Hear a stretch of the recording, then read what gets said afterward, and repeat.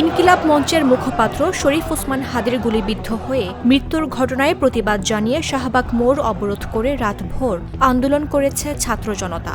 গতকাল বৃহস্পতিবার রাত 11টার দিকে অবস্থান নিয়ে শুরু করা বিক্ষোভ রাত গড়িয়ে আজ শুক্রবার সকালেও চলছে। ভোরের আলো ফোটার সঙ্গে সঙ্গে শাহবাগে বাড়ছে ছাত্র জনতার উপস্থিতি। শুক্রবার সকাল 7টার পর শাহবাগ মোড়ে বিক্ষোভ চলতে দেখা গেছে।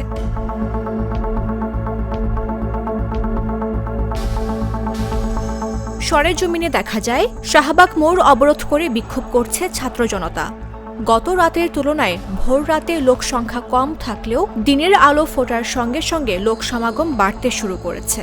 বিক্ষোভকারীরা নানান স্লোগান দিচ্ছেন, জালো জালো আগুন জালো, রক্তের বন্যায় ভেসে যাবে অন্যায়, গোলামি না আজাদি আজাদি আজাদি, দিল্লি না ঢাকা ঢাকা ঢাকা, ভারতের দালালেরা হুঁশিয়ার সাবধান, আমরা সবাই হাদি হব, যুগে যুগে লড়ে যাব ইত্যাদি স্লোগান দিতে দেখা গেছে।